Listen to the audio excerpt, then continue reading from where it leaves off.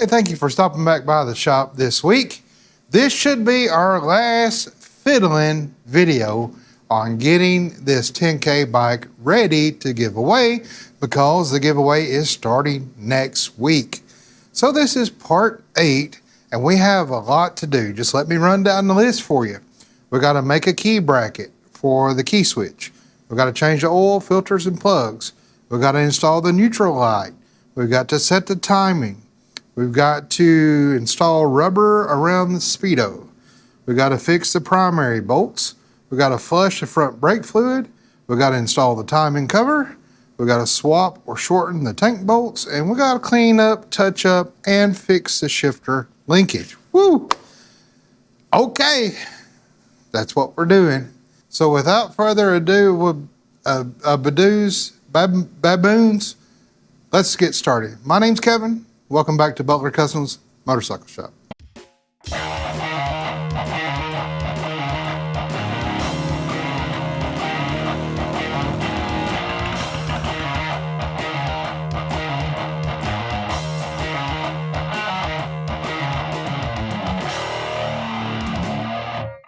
Boy, she's come together very, very good. I'm going to put a little clip up of where we started, just so we can remember what all we've done. We've really transformed this bike, and with the help of Paint by Spears. Whew, man, this paint is beautiful. Well, I never dreamed we'd make it, but we're here. This is our very first motorcycle giveaway. Welcome back to Butler Customs Motorcycle Shop. I can't wait till you can see actual pictures of it because my GoPro kind of whitewashes it out. It is not white in any, there's no white on it. It's all a beautiful dark blue, or I guess like a robin egg blue. I don't know what you'd call it. And I apologize for all the smoke in here. Gosh, I had trouble with my heater this morning with my pellet stove. It went out and then I, like a fool, opened the door and that just like, you know, backdraft, smoke everywhere. But we got it going now.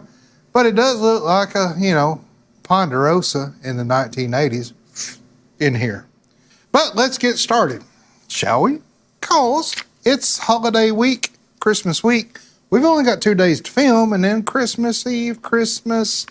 Then I gotta shoot a promotional video on how do you enter to win this bike and where do you go and what are the rules and regulations and all that, whatnot. Let's start with number 1. Let's make a key bracket for our key ignition switch.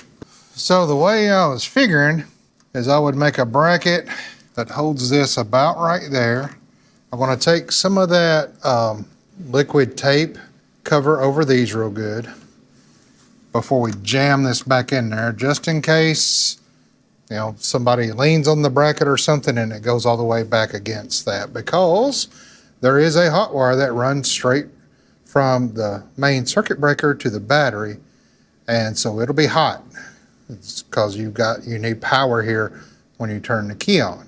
So let's go ahead and do that so it can be dry, and that might be smart. That might be a smart thing to do. And one of you subscribers reached out to me and said, hey, you can use this stuff on repairing seat paint or seat tears and everything. And I never knew that.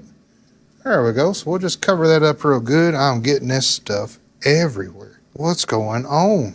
Shop rag and get that drip off. I don't think it dripped anywhere else. Down on the pipe. That would have smoked pretty bad. All right, so while that's kind of drying, let's see what we got here. I just got a manila folder. Probably want to go something about there. Let's get a pin. Finally starting to learn where all my tools are in my new tool cart, so that's pretty good. All right, so let's see. Probably want to go something back about there. Want to kind of curve it around here. Let's see, it's going to curve around here. It's going to curve down here and try to line up with our coil bolt. And then come down here. It's going to be something about like that. Let's cut that out, see what that looks like. Okay, so it's going to go something about like that. Of course, we'll trim and trim. Put a hole there. And then this side will need to be longer because I'm going to make a 90-degree to go back to attach right here. But I think we've got enough room here. Once we trim this down, I can bend this. So let's make another pattern, make it a little bit longer on this side.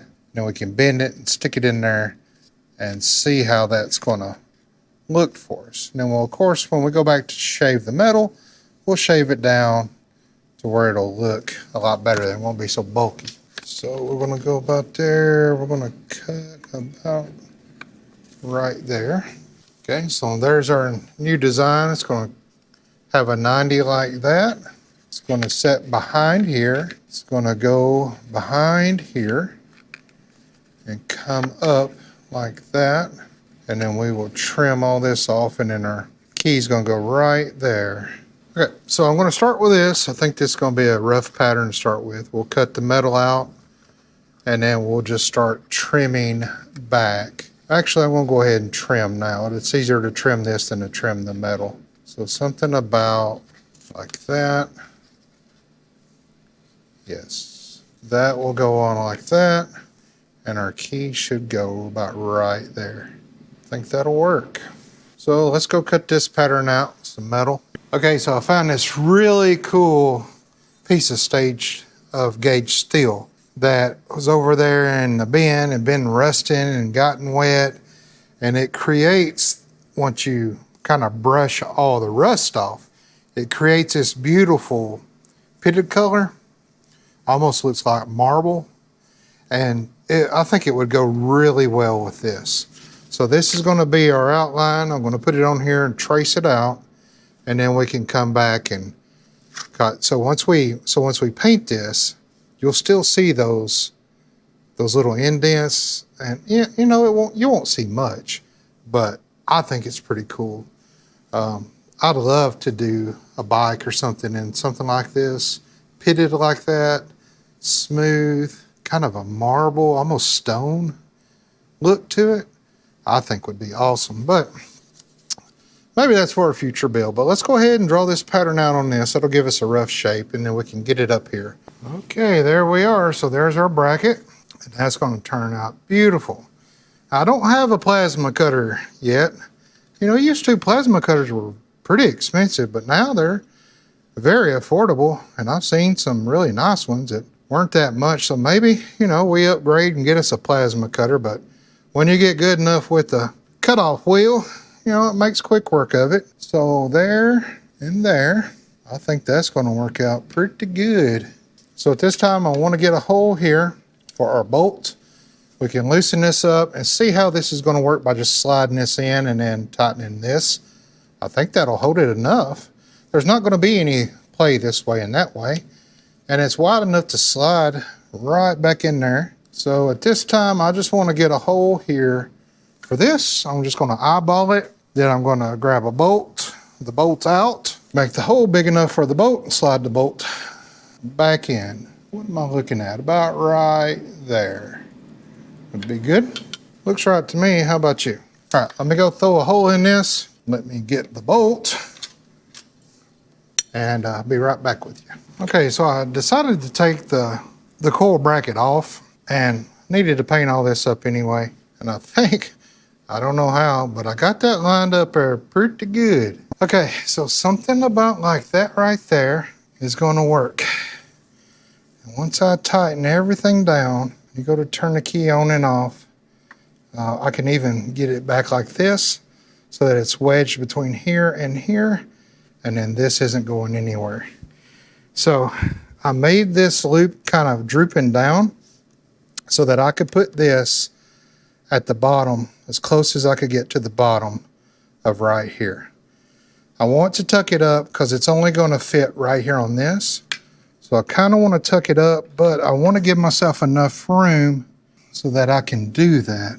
You know what? With that gusset in the way, I can't do that.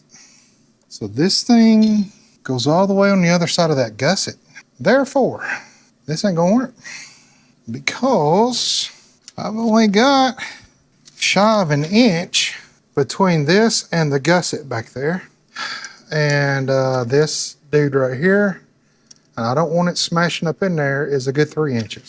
So we did all this for nothing. I like it. It looks good, but it ain't gonna work. How did I measure so bad? I know, because I didn't have this bracket setting in all the way when I first measured. So it would need to be all the way out here. And but what we got right now, that ain't gonna do it. I could put just a 3-way switch with no key and it would fit back up on our original bracket here, but I don't like that. I like having a key. I don't know what area, if you win this where you live at, you might need a key. Of course, listen, if somebody wants to steal your bike, 4 guys in a pickup will show up, take the thing and throw it in the back of the truck and take off.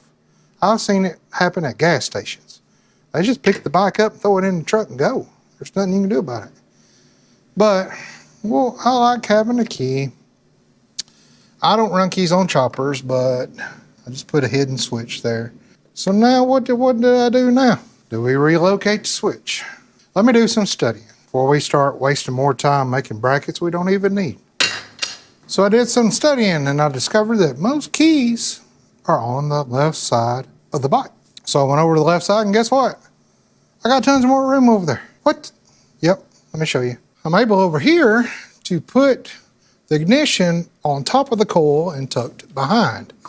So of course this bracket that we made will go behind the tank and it will set in there just like this. And then this cutout, once it's all set in there, will prevent it from moving around on us.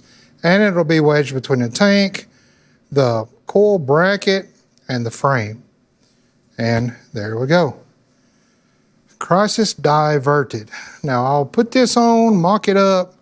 If I don't like this, I'll just come in here and I'll just trim it, follow this circle around, because the diameter of the hole is only this right here, not this on the outside. So I could trim it pretty close to where you wouldn't see anything hanging down except the key switch. So I think that's gonna work pretty good for us. So let me get it kind of mocked up and mounted and we'll see how it looks from there. All right, so there's my key switch. Ignition, lights. There we go. Who knew? So it sits right behind that coil. So now I'll pull everything off. While we got it off, we'll take this off, spray this black. I think I'm going to, before I spray, kind of clean this up a little bit. I think I might, if I round this off, then you're going to have this right here. So I think I'm just going to kind of square it up, clean it up a little bit, loop it kind of under there, just so it's not kind of an eyesore. Of course, once it's black, it'll blend into everything. But there it is. I think that's going to work great. Set the key right there on the primary, so I forget where I set it. But now we can just go ahead and pull all this off, clean this up, spray both of these, let them dry, and then throw everything back on, and then our ignition is done. All right, so there we go. That's the final product. Turned out pretty good. Tucked up in there, nice and neat. Found a different bolt. It's a little too long. I might shave it, might leave it alone. Don't know yet. Probably shave it. But there's our run. There's our lights. Very good. So now we can finally, after half a day, mark that off the list. But I will say, this was probably the biggest obstacle we had to tackle, was where do we put that daggum thing? And it tucked in up there, really nice and really neat. And you can still put a lanyard on there. And when this is in the on position, of course, this doesn't come off, doesn't come out.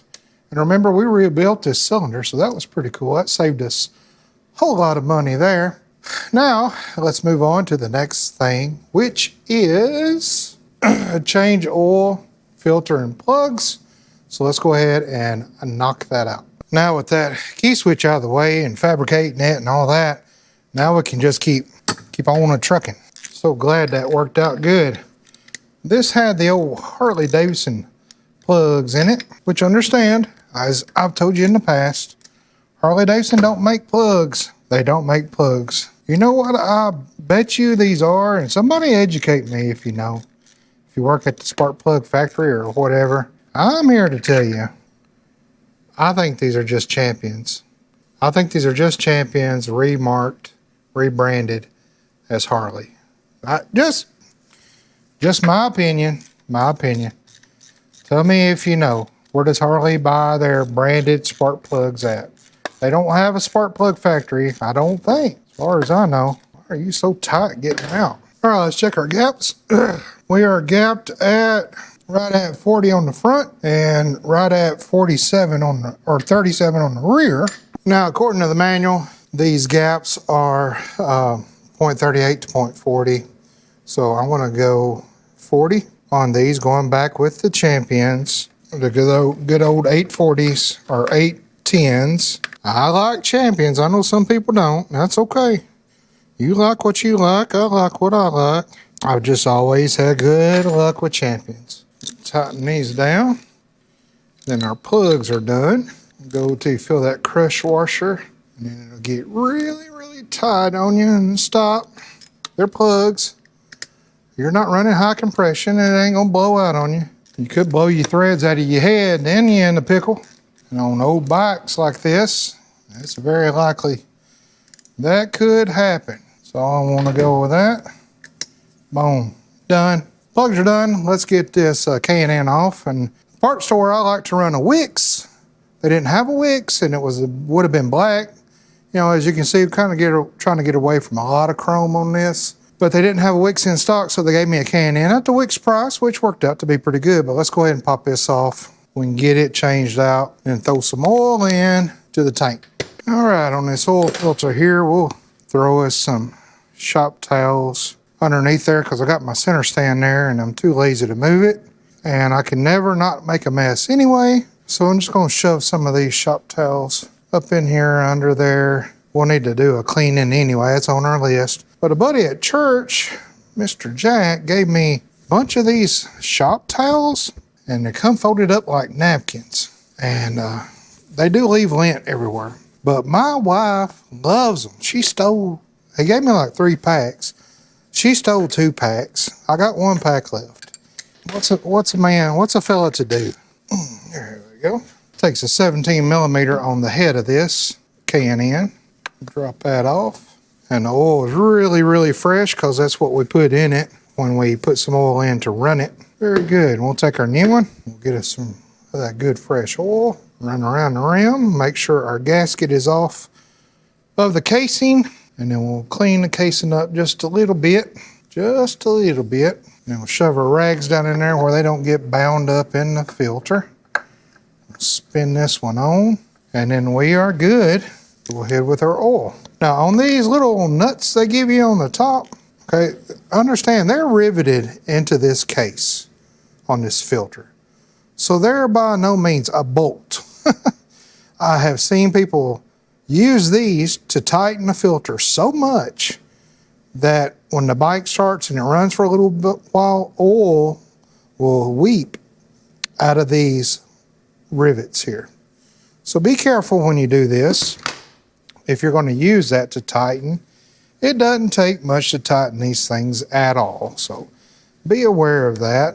And hey, I think we did pretty good. Couple of drops there on the lift, but not bad. Oh yeah, she's on there tight. If you grab her with a rag and you can't turn her anymore, she's good enough. All right, plug's changed. Oil filter is changed. Now we can throw some oil in the tank. I want to start with 2 quarts because I don't know how much is in the case. You can easily overfill a bike, a Harley especially, because there is motor oil that sets in that case. And so if you just drain out your tank and you throw 3 quarts in, you're more than likely overfilling that dude. So don't do that. Start with a couple quarts. Start with 1.5 quarts. That's plenty to run. Let it cycle through. We're going to look down in the oil tank, make sure we got oil coming back to the tank, make sure it's cycling good, and then you can top it off as you need to. Now, I'm not sure if these are checked on the kickstand or on the bike with the bike centered. I'll have to look that up real quick, but for right now, just throwing a couple quarts in is going to do us great. Then we can throw a little bit of gas in, make sure we don't have any leaks up in here, and we can go ahead and start the bike, let it run, and warm up, and then check our levels. Okay, I put about 1.5 quarts of oil in, and that brought it up about to where I want it, just to see how much pukes back in from the case. I put about 1 gallon, maybe just shy of 1 gallon in, and everything up in here is nice and dry. So I'll go ahead and turn my reserve on. I did see a couple drops come out there. That's okay. It's been dry for a while. These gaskets need to kind of get lubed up. All right, we'll get our key in. Get it switched to run. We'll pull our choke out. Let's see if we can fire her up. Give her a couple of squirts. We'll watch that oil pressure light too. Make sure it goes off. Here we go, fire in the hole.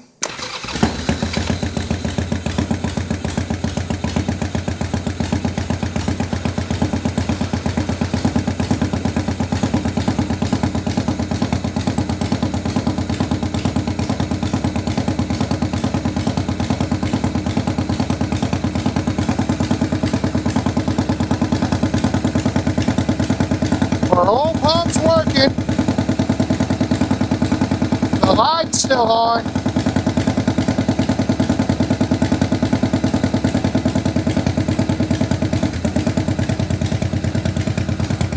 All right, it went off.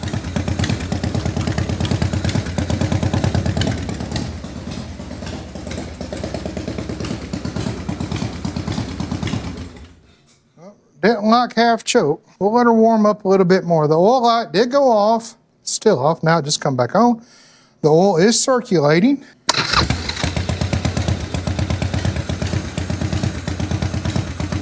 Oil light's off.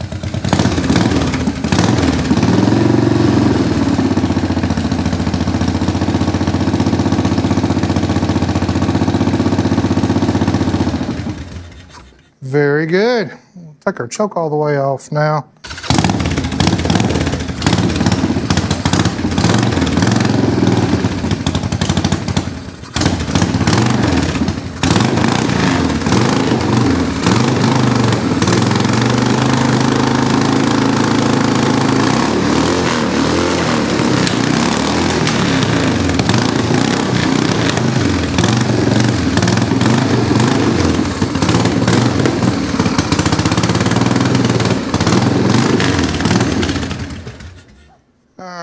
Let's idle her up just a little bit.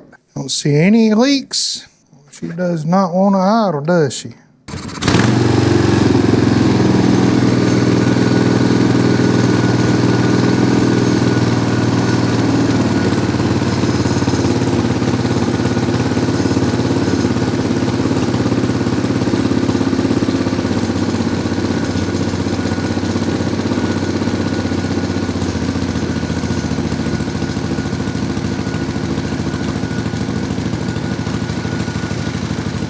So it looks like our auto jet might be a little clogged or waking up or warming up. Let's try it again.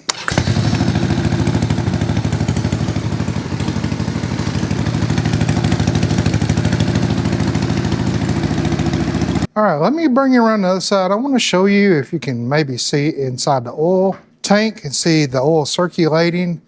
And maybe you could see the light going on and off. I'm not sure if you could see it from that angle. All right, I'm hoping you can see down in there. I want to start the bike and then you just kind of watch it puking out everywhere.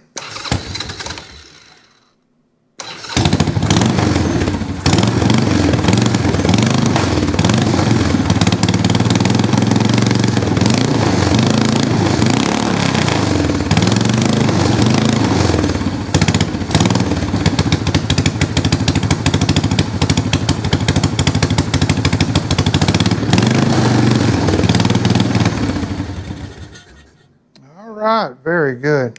And the oil light is coming on and going off. We just got to work on that carburetor.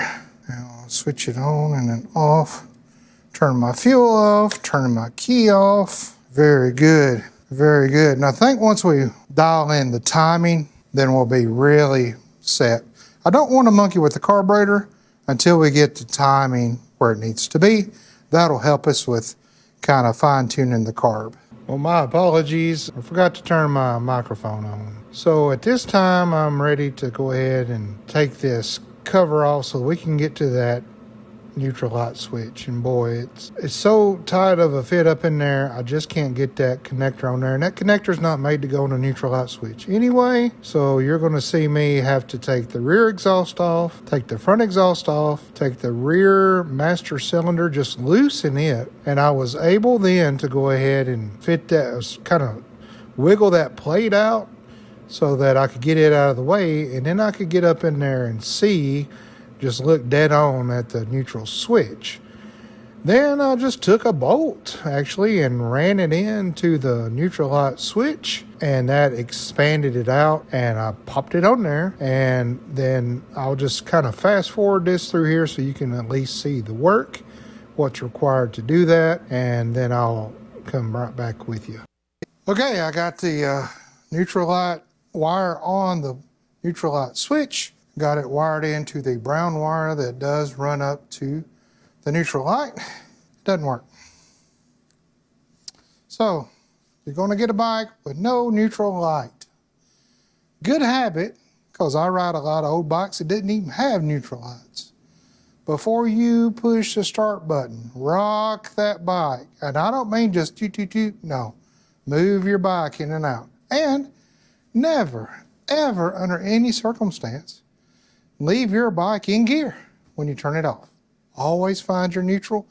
Even, and I know Harleys are hard to find neutral sometimes, if you have to turn the bike off in first gear, then rock it and find neutral. So, this will be something for you to tinker on if you win this. Probably a switch. Pretty sure I wired it straight to the light. It's only the one light. Let me check the diagram. Just for giggles. Just for funsies. Let's see. All right, this is the wire. Oil pressure switch, neutral, indicator switch. It's just the one brown wire that runs up. Yeah, it just runs straight up to the neutral switch. Don't know if the little bulb's out or what, but everything's wired and the switch is in there. Just could be a bad switch. So as you saw what I just did, you'd have to do that and get you a socket in there and take the switch out. And you're done. Okay, so that's marked off the list. Next on the list, set the timing. So let's go ahead and set the timing on this, because my ear holes was telling me the timing is a little bit off. Now, remember, we put that Dyna ignition in, that Dyna ignition module. Subscribers who donated this bike did mail me up or send me up an ignition module, but it just doesn't sound like it's set right. So with this Dyna ignition module, it has a light on the back to where you can get the motor to top dead center. Then you can play with the timing, and there's a light on the back of the module that'll tell you right when the timing's off. Kind of like a timing light, you know what I'm saying? And by George, oh, I thought that was scratched up already. Okay, it's just dirty. So we can do that really easy by taking this seat off, and the module is right down here, and I should be able to see the light. When I get it on top dead center, we'll take the plug out on the other side of the cylinder. Now there's an inspection plug right here on the other side. You might have a Sportster model that has an inspection plug on this side. So you just need to look. If you go over the left side and don't see it, it'll be right here. So what I want to do is take the plugs out, put it in fourth gear, which is the highest gear on here, and I want to rotate until we're at top dead center on the front cylinder, and I look at the timing mark and make sure we're dead on.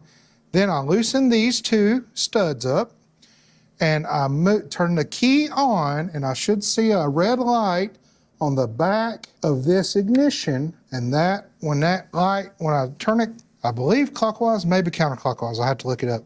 When that light goes off, then it's static time. Then we can start the bike up like it is, put the plugs back in, put it in neutral, start the bike up. Then we can adjust and kind of time it by ear before we like it. Then, if it's still giving us fits at idle, then we can go in here and clean these jets off.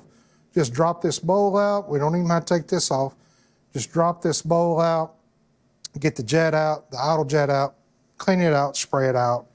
While you're doing that, go ahead and do your go-go jet as well.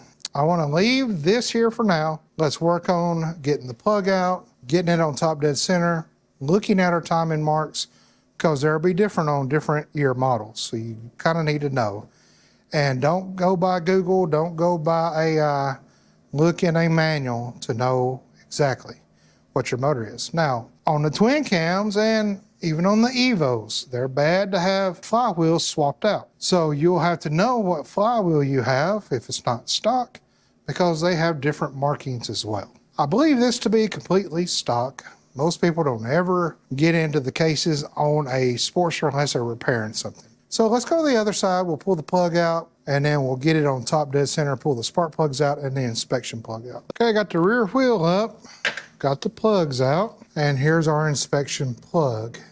Not this up here, right here. It's an Allen plug and it's a 3/8. Do not use impacts on this. I wouldn't even use T-handles. I would use a socket, and you want to make sure you're down in there good, and you want to apply even pressure. It shouldn't be in there hard, but you sure don't want to crack around your case. Then you can just spin it out just like that. And now what that'll give you the ability to do is to look at the flywheel, and there will be timing marks on that. Now by looking at my plugs, although we just put them in, they look a little dry. So it looks like the timing is a little too hot, a little too advanced. So what I want to do is now with the rear, or with the plugs out, I want to rotate, kind of bump, not necessarily rotate, but bump the wheel. Now you'll see a line like a big slot. Well, let me show you this. Okay, so you won't be able to see this. Well, let me get you. Let's do the ghost movie thing where I'm nestled behind you. Maybe you can see that dot there. I know sometimes I put the light on it and it's too much of a glare.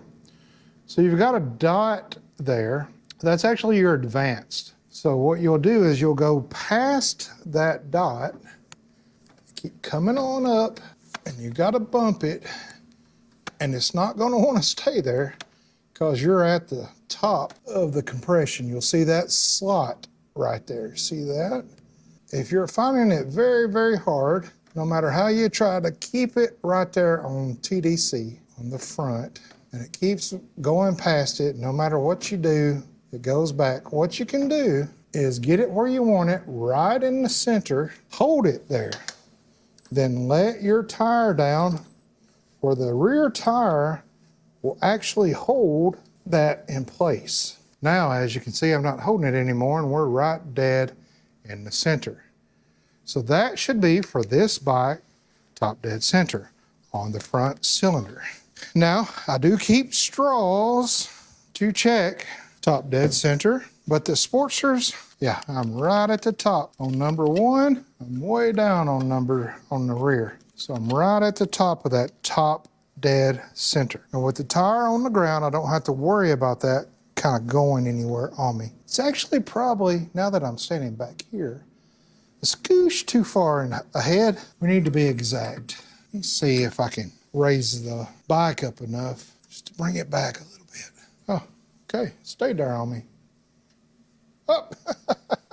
And then it didn't. There's my advance. All right, I'm happy with that. Having to look to the side of you, and that's what's throwing me off. Okay, that's top dead center. So that should be top dead center on our intake stroke, our compression stroke. Now I should be able to turn the key on and we can see the light on the ignition module. And moving the bike around, or just trying to get this thing off, which has just holes here, so there was nuts and then there were bolts. It was easy to do last time because the fender was off. But boy, I couldn't get nothing down in there to hold what I needed to hold. So I might just do some Velcro and just Velcro that dude back in there because the cover goes over it anyway. So I might just do that. But in doing all that, leaning over the bike and all that, somehow we've gotten off on our timing. It has went more advanced on me. So I'm gonna have to raise this up, move it again, let it back down, Then we can start looking at our lights. So you got a red light and a green light, and that'll be your lights for where you set for your pickup. But let me get it set back in top dead center. Okay, I'm back on top dead center. I got the timing cover, inspection cover off on the other side. We're gonna turn the key on, and there's gonna be red light and green light. I believe the red light is what we're looking at. I've got the studs on the pickup loosened up. So what I wanna do, get here where I can see it too, is turn this pickup, it was way off, till that red light comes on. And I wanna turn it clockwise right until just right in the moment it goes off. See that? I'm moving that pickup. That's counterclockwise. And then here's clockwise right till it goes off. I'm gonna move back a little. It's on. Move there, it's off. And I'm just barely nudging it.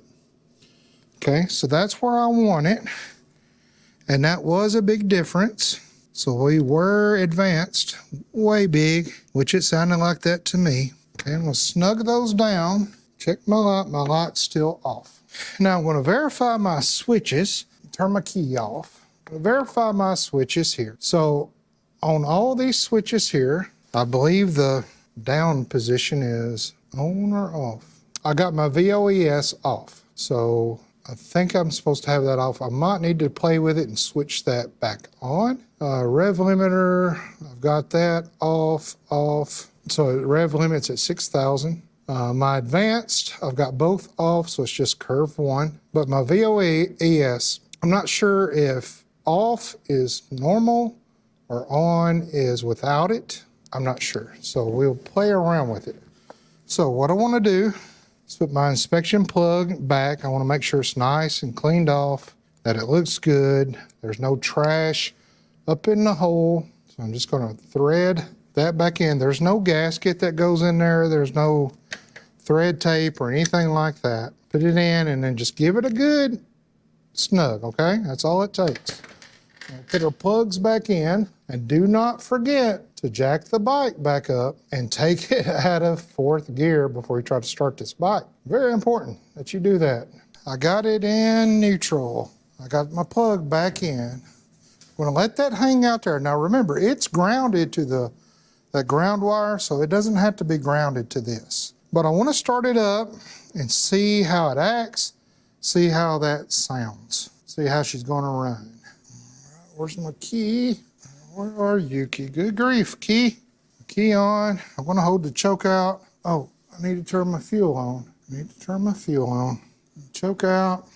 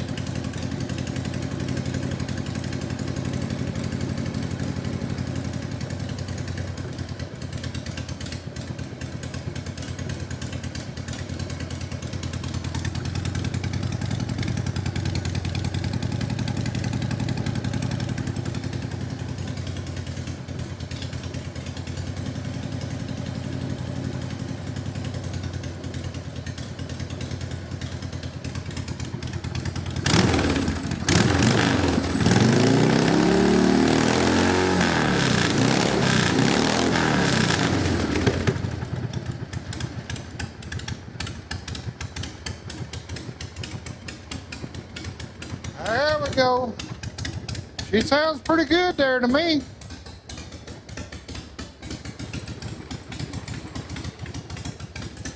To not be fully warmed up yet. Sounds pretty good. Very good. Very good. We might need to clean them jets out anyways, but I think that's set pretty good.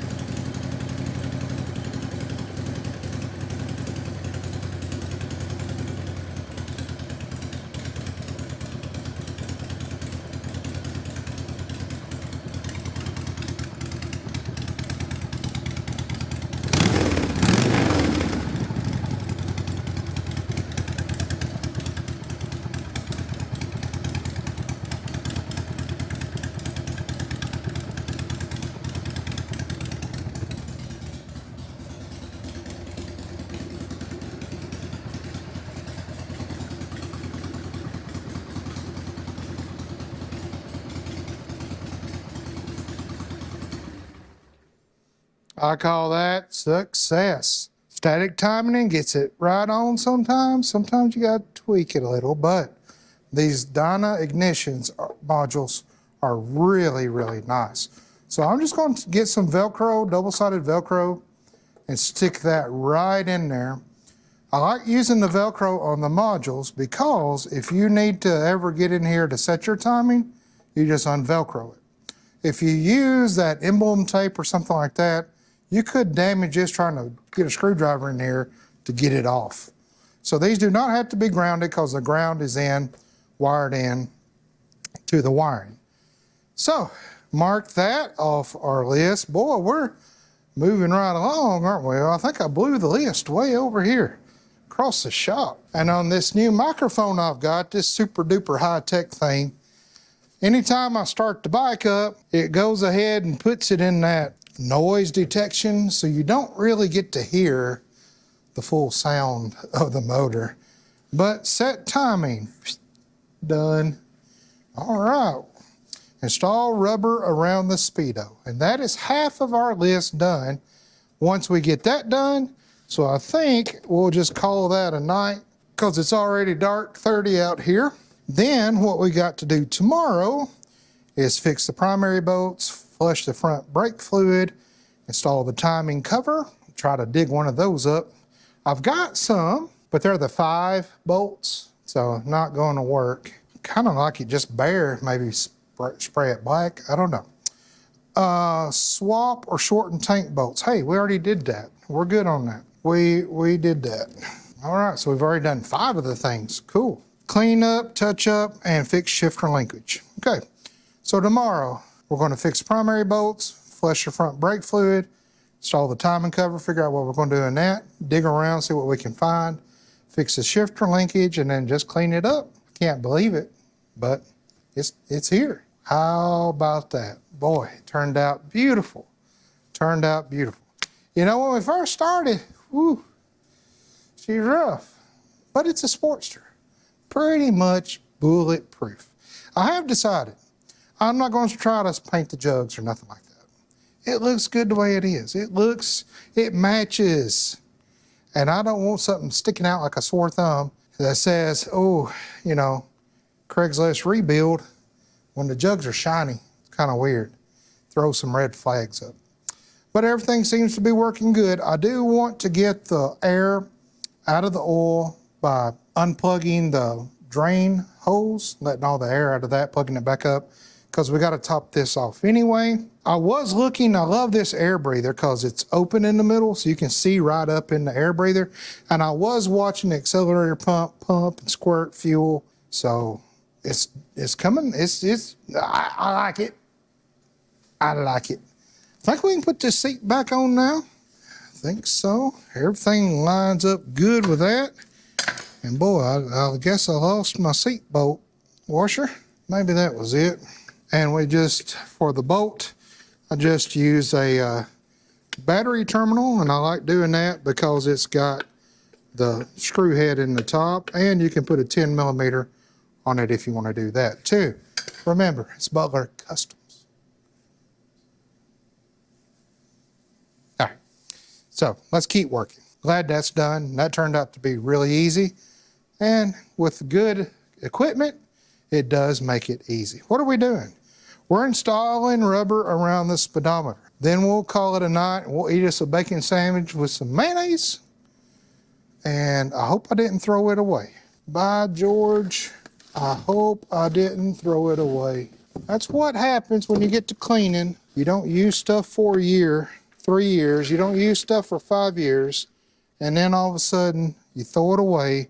A month later, you need it. I need door trim. Or, hey, saddlebag trim. Let's try that. I think I've got some of that. Saddlebag trim, where are you? But you can't just cut it off of an old saddlebag. Well, why not? I mean, nobody's used this in years. I mean, wouldn't that work? Well, yeah, but it was just not right. Well, you know, at this point, sir, I don't care. You'll never get that off without breaking it. Well, I'm trying, okay? I'm trying. I don't need much of it. Why don't you just go to the store and buy some more? Wouldn't that be better? Yeah, it would, but I got free one right here. Yeah, but you're going to destroy it. And you're going to knock over all this pretty painted stuff. Okay. Hey, look what's laying in the floor. Ha! Well, after conversing with myself for a minute, the Lord shed a light upon my shop, and I found rubber trim, door trim, saddlebag trim, speedometer trim. Call it what you may. This will work good, I hope. Might be too thick. Might have to go get some thinner stuff. What I had was kind of foam. That's kind of what I had in mind, but because this might be too tall. Hold your pudding. That might actually work out great. That might actually work out really good for us. It's like it was made for this. You gotta be kidding me. This is wild. This is wild how well this is fitting. Is that what they used originally? Surely not. Now, how much do I need to cut off you? Because I always cut too short. So let's go a little short like that. Okay, you're not gonna believe this, but you got to because I'm saying it. All right, look at that. That trim fit right around there, filled up that gap. Perfect like. Look at that. Now I will take some super glue, kind of dab down inside there, maybe around here too, so it don't, fly out and hit you in the face like a bird at 70 miles an hour. But there you go. Ha! That worked out great. Very good. Very good. All right, let's call it a night. Hold on, let's mark this off. Mark this off. Install rubber around Speedo. So tomorrow in the morning, fix primary bolts, flush front brake fluid. We got to do that with the bike off the lift. Install timing cover, fix the shifter, and then just kind of, get the old Windex out and microfiber, and let's clean up, touch up. I have decided I'm not going to spray this top clamp. I'm going to leave it because it goes with it. If I spray this right here, then, you got nicks up in here. You got weather on the indicator lights and what they are. I'm just not, if you go to try to fix something or spray something nice and shiny, it sticks out because all the other stuff up here isn't nice and shiny. So I'm gonna leave it alone and let whoever wins this do what they want to do with it. Oh, you know what I forgot? We gotta tighten this up. So we gotta set our mirror, tighten it up. I know I won't forget that because when we go down the road for the final test drive, and I hate to do that because we've already been on a test ride. What if I lay it down? Oh gosh, okay. I'm not gonna test ride it. I've test rode it before. It's ran great. It runs even better now that we got the timing dialed in. And on said timing, see if I can get down here to show you. I don't know if you can see that little mark over here, but that's where we were. So we had it way advanced, which is what my ears were telling me. So I brought it back and then found where course, the light goes off, and that's where we are. So, worked out great. See you folks in the morning. Well, good morning to you. We are back this next day, ready to button up our list and to call this done and start our giveaway next week. And boy, it's warmed up today. I had to peel my hoodie when I come in this morning.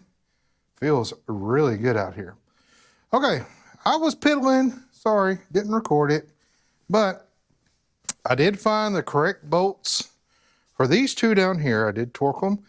And believe it or not, when searching through all my big box of bolts, I found a longer bolt that fits this, and I was able to actually tighten it down proper.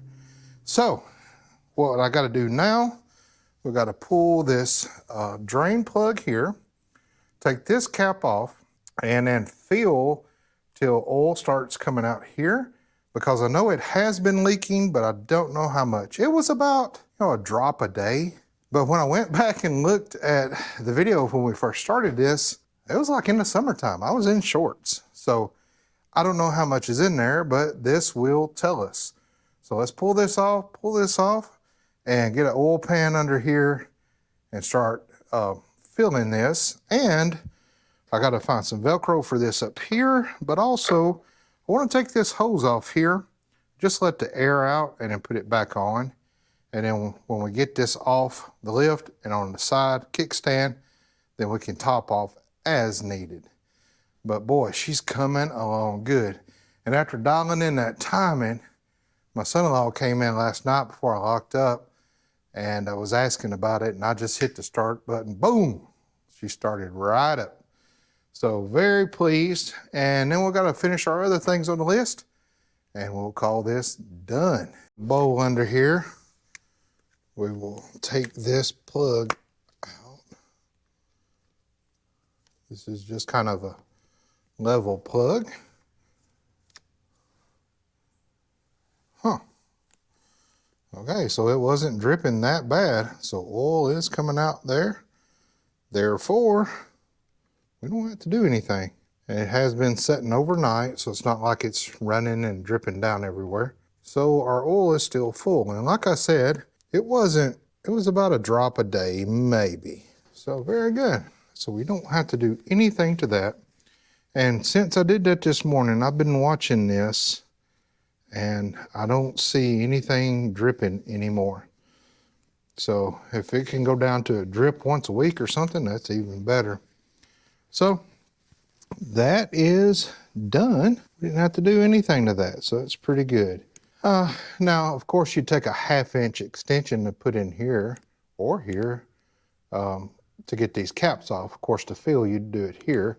But I had one of you subscribers send me this handy, nifty tool. And it's got these little blocks that just fit up in there on different style Sportsters or plugs to get these off. So you can go with the curved, kind of chamfered side, or if you got one that fits this wider one, to go in there, and then just a 3/4 extension on that. So that's pretty neat little tool, but you can use a 1/2-inch extension on these as well. But there's no need to do that because oil is still coming out of there. All right, so now let's address this. I couldn't get it on all the way. I didn't want to damage it. And I think there's a spring that's supposed to go in there. I'll have to look it up, but there's no bolt in here. So what I want to do is get this off. But before that, I want to mark where everything's at, because last time I rode it, it was set, right. It was set perfect. Yeah, this is all kind of beat up and bent up, but it shifted fine. It worked fine. But I do want to get it set on here properly. I do want to get a bolt in there. So let's pull this off. So before we pull this off, I want to take this out because I need to shorten this up anyway. Yes, I could put a cutoff wheel up there and just zip it off, but let's go ahead and get this off and out of the way so that we can work on this. And I believe that this might be flipped around. I think this goes on the inside. Got to look up some pictures, but regardless, we got to get this off. So let me grab, looks like a 7/16 and a 3/16. My eyeballs are working today. It was a 3/16 Allen head and a 7/16 nut on the back. Man, I might have to come out of these coveralls. Y'all might have to see my white legs, my winter legs. Telling you what, I think Christmas Day here in Tennessee, in Middle Tennessee, is supposed to be in the 70s. Well, that sounds like a day to get Lucy out. Good Christmas ride. All right, we'll drop that down. We're going to shorten that anyway. I do like the angle of that. So I do want to kind of try to sharpie it, but we're going to spin it around. But this slit goes all the way through. And so if I make a mark here where this split is, all the way across the bolt, or the head here, the stud, or the shifter gear, the thing that sticks out. Then when I flip it, I'll still have my lining marks lined up. Get my eyeballs in here, right there, right over there. Okay, so anywhere in that area should be good. Now, my question is, are you going to come off, or am I going to have to persuade you?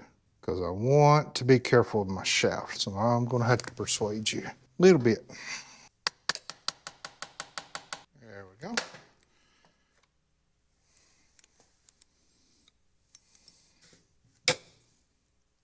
And this shaft is straight up and down to this, so it should not affect our angle any. So we should still have the correct and proper angle. And I'm looking to verify. Okay, if you're ever dealing with a shifter and you look down in there and you see that the bolt cutout is kind of halfway into this this teethed gear in here, then what that means is that on your shaft you're going to have a groove here, and that way when your bolt goes in here, and this is actually threaded in the bottom, so when your bolt goes on here, it actually rides in this groove right here. And that's important because if this ever comes loose, this will not come off unless you absolutely lose this whole bolt. So let me try to line back up so we get on it where we need to be. Oh, that's why I had it going the other way, because it was hitting this clutch cable here. So that's not going to work. So that is why I had it backwards. Now I'm also looking up in here inside these teeth marks, and it looks like this end out here is not teethed, but this end in here is.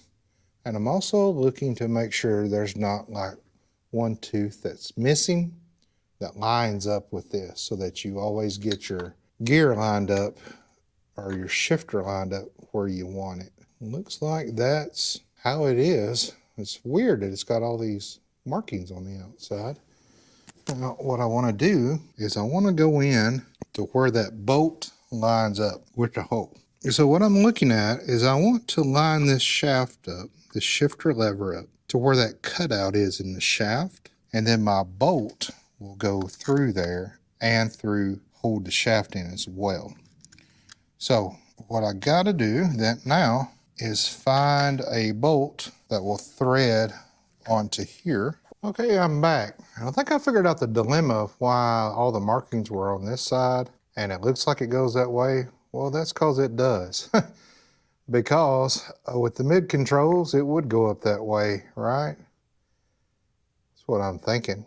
So we're just going to flip the script, literally, and stick this in here. I did find a bolt that's going to be shorter and clinch it down real good. Now it's going to set on the top.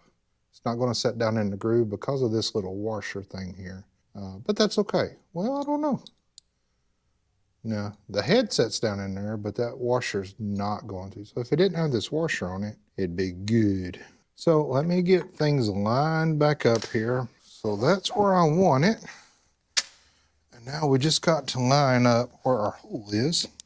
That's going in there well. There we go. And that clinched it down, as you can see, really good. And now, although, you can stick your finger in there, it's not setting flush. It is on there, and it is not going anywhere, so that's good. Now, for this, I think I had this ran back this way. And I did find a shorter bolt as well.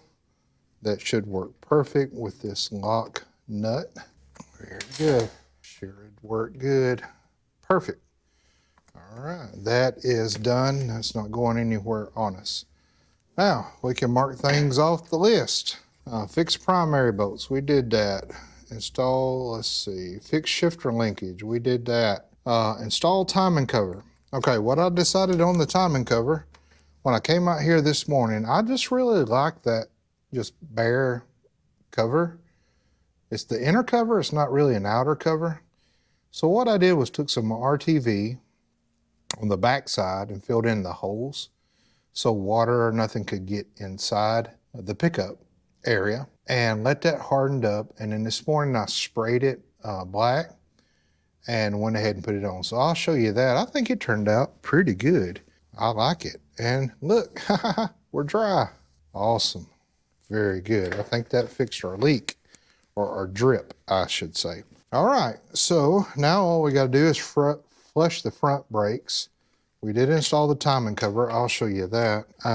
And flushing the front brakes, we have to do that with the bike off and on the kickstand and turned sideways. So we'll need to do that with it off the lift, but I don't want to take it off the lift until I shoot my promotional video on it or the giveaway video on it, and I want to take some good pictures. So let's go ahead. I'll show you the timing cover we put on, but let's go ahead and do the cleanup, touch up. Then I'll shoot a different video that you won't see till the day of the giveaway. We gotta do some Velcro for the switch up here. And I was doing some studying on the VOES. I'm not sure if this ignition, this Dyna 2000P, it's got that one switch for the VOES. It's switch number 1. On is retard and off is normal. So I think I have to switch it on if I'm not going to run a VOES. I think if I do it normal, then I have to switch it off. And with the VOES, I'm not sure. I don't know. So I've got the VOES. We can hook it up, I think. So there's a shot of the timing cover. Again, that's just the inner timing cover. And I took some RTV from the backside, capped it off, smoothed it out, sprayed it with high temp black. I think it matches this pretty well, blends in. I like it a lot better than a chrome one. It just kind of stands out a little bit, and I have to say I like that. Okay, I did some studying up on the Dyna 2, and it looks like you can run this without a VOES. And I do have that VOES, but I believe it's for a newer model. So this is what it looks like here. This is on a newer model because of the adapter here. On this model, it's to have a ground wire and a violet wire that runs to the violet on the ignition module. I believe they look the same color to me on this one. I don't know what's what. So it looks like in 2003, they went to this style connector with same colored wires, and then it only plugs in one way. So there's not a black for a ground and a blue or violet to run to the ignition module. And these are quite often bad to go out to stop functioning. And then when they do, your bike runs like poo-poo. So I think we can set it up without that. I think my switch number 1 is supposed to be off. My switch 2 and 3 off. And that is the curve that's the most aggressive curve. If I wanted to go to a slower advanced curve, I would turn 2 on and 3 off. 4 and 5, both of those off is a stock motor. Then you can change those around for, bigger cams or racing motors, nitrous and all that. Number 6 is off for the dual fire and on for a single fire coil. We have a dual fire coil, remember dual too, so it fires at the same time. Single fire fires one, fires the next one, fires one, fires the next one. So we got a dual fire, that'll stay off. So we could leave it how it's set. The only thing if we wanted to play with is the advanced curve of switches 2 and 3. We could turn 2 on, leave 3 off. But I think it's fine the way that it is. If you want to play around with it and you win this bike, then I can download the switch diagram for you and it's even got a chart of the curves, and you're welcome to play around with it. But it's easy to find online. It's free PDF. You can download the instructions. So I'm going to leave this off. It's running really good. I did find a bolt for this Adele bracket here, and I did find a nut for the front exhaust. Imagine that. So everything's on at this time. I think our list, where did our list go? So the only thing left on our list is just to clean it up and to flush the front brake fluid. And everything's done. I'm going to put a little bit of super glue down in this foam pad that we put on, although it's in there really good. When I clean this now on almost all my bikes, because almost all my bikes have pinstriping and it's not clear coated over, so I always only clean my bikes with Windex, ammonia free, and I cut it half and half. So half water, half Windex, and then a microfiber cloth so it doesn't scratch anything. So I'm just going to go around here and clean the painted parts. I am going to put some conditioner on the seat. I'm going to clean up all my mitts and fingerprints off. And then for these pipes, I'm going to take some Quad Zero wool and some PB Blast and spray on there on the wool and try to clean some of this up. So let's get to that. So glad she's come together. Oh yeah, beautiful. I'm going to take some pictures with my phone as well and post it in this video just so that you can kind of see what I'm seeing. Because I know, like I said, my GoPro kind of whitewashes everything. So, and you know, I don't want the whole bike shiny and sparkly. It needs to look vintage as it is. I'm going to put some rubber underneath the tab for the seat so it just doesn't dig into the paint. Should have done that first, but I didn't ever tighten it down tight. And it's kind of just dusty. You know, we've not been riding it on the road or anything. Just dusty. So glad we got those blinkers worked out. Ow! And you know you're going to see chrome pitted and things like that. And that's okay. That's all right. So it's not like it's, you know, an oily motor or anything. It looks pretty good the way that it is. Now for the rims, I might just use some Windex and not a microfiber. Don't want to ruin that. And I don't know if the speedometer is working or not. I did tighten it best I could, so I'm not sure. I know on Lucy, I've got the original speedometer on her, on my panhead. And so what I do is I bought on Amazon a little digital, like $9 digital GPS thing. And you just hook it to an external little battery pack, like you charge your phone with. And I slid the little battery down between the battery on the bike and the oil tank and just run the cord up. And it's got a suction cup thing. I just suction it right to the speedometer. Works great. It's very accurate. And when I get to where I'm going, I just unplug it from the battery. But you could leave it plugged up, you know, while you're going in and get something to eat. I do that. Sometimes it's never run the battery down. I charge that battery maybe once a year. So you could go that route. And I think I have one, I think I have it on my Amazon store as well. You can check it out. Let me grab a shop rag and then we'll start on those pipes. The pipes are really, if you can get clean pipes, that really makes the bike kind of sparkle. And of course the paint, which is brand new. I don't think I'm going to be able to get any of this off the tank up here or the heads. So I think I'm just going to wipe them down. Just wipe them down. I will use a microfiber on that. I really like these see-through ones. They're pretty cheap. I think they're $100, under $100. This brand, I think I've got it on my Amazon store. It came fully assembled on the outside, so I didn't have to take the glass off. Filter looks good, and I like that you can see in the carb. Easy, because, hey man, my bike's not running right. It's not accelerating. Well, just get down there, squeeze the throttle, make sure you got accelerator pumping. Pretty easy and very handy on the road. And so I like it. All right, let's brush up on the seat. I've got this saddle soap here that my dad brought up for his bike, and I've been using on it. Sorry, Dad. But it works really good on seats. It does, and it doesn't make it, you know, shiny, to where, you know, you pull up to a red light and then you slide off the bike.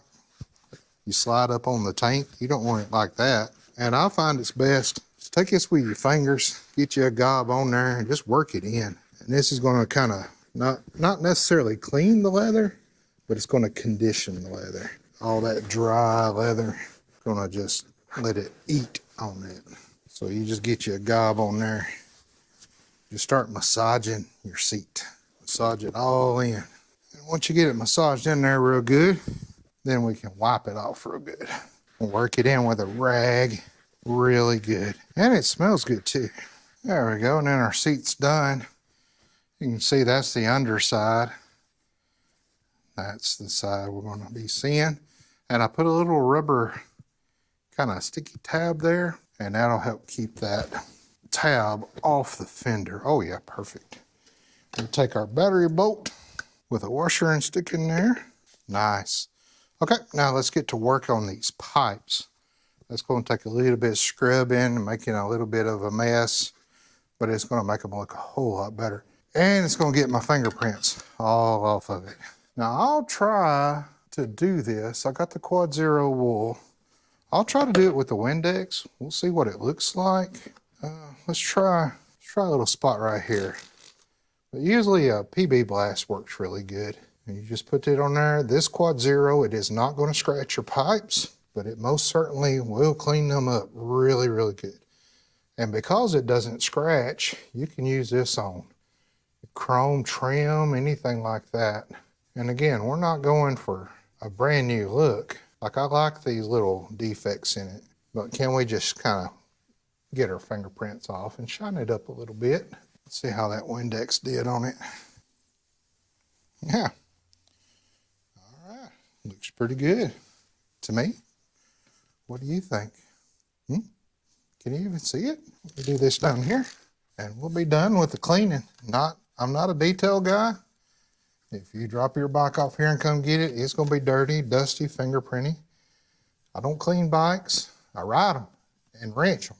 That's what I do. There are plenty of professionals out there to take your bike to.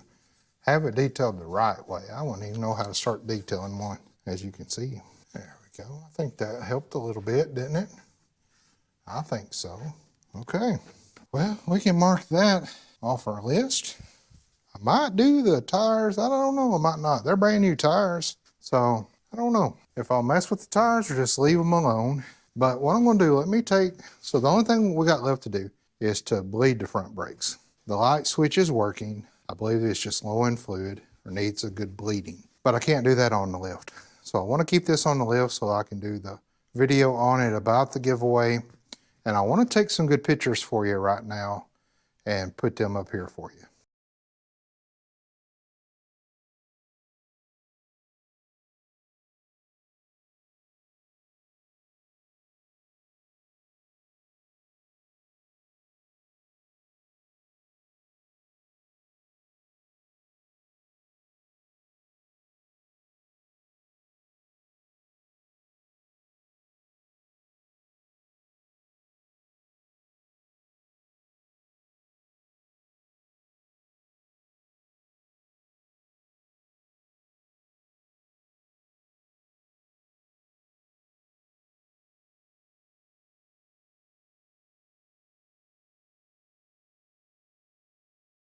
Well, there you go. We did it. It's been a long journey, but we got this basket case into a beautiful condition and ready for a new owner who's going to win this. So our giveaway will start, according to plan, January the 1st. So on January the 1st, you will see a video of me and this bike explaining how to enter into the giveaway. And I'm going to film that right after I say goodbye to this video. So I thank you so much. It turned out perfect. It's going to make somebody a really nice ride, and they can tinker on it and do whatever they want to with it. Really, it's your bike. Just do what you want to do with it. So I can't wait for you to have it and to get the chance to win it. It's going to be really nice. Now the giveaway is going to be super, super easy. I don't want you to buy anything from me. Don't do that. I just noticed this gas cap's got a little dent in it. I've got gas caps. Maybe I'll replace it. Maybe I'll leave it. Kind of goes with it a little bit. Unique. So all I got left to do is flush the front brakes and tighten that mirror up, but I want to set on it and see where the mirror needs to be for me. Of course, you might have to adjust it if you want it. No big deal. And I went with a vintage kind of round look mirror. Everything's working on this. The battery was charging. All of the lights work except that neutral light. It is hooked up, so it's probably a bad switch. But as you saw me change it, it's easy to swap it out if you want to. Well, not easy, but not hard. Does that make sense? Maybe not. So thank you so much. I hope you had a great Christmas holiday and you're enjoying all your new toys. And here very soon, this might be your new toy. So thank you so much to all of our subscribers, members, people who watch and like and share and comment. I really appreciate it. It means a lot. And I try to respond to each and every person. Now, sometimes your comment will go into the held thing and I won't see it. And I'll look at it and I'm like, why is this in review? Why didn't they post this? Why did YouTube hold it? Doesn't make any sense. But if I didn't respond to you, just comment again. And I probably will. But I try to respond to each and every one because you're important to me. I love hanging out in the shop here with you and doing cool stuff like this. Now, we got a lot more coming up. We got a chopper project we're going to build on the budget, cheap as we can. And maybe that's our 25K giveaway. Maybe. I always want to be able to give back to you as you've given to me. So thank you so much. And tell your mom and them I said hi.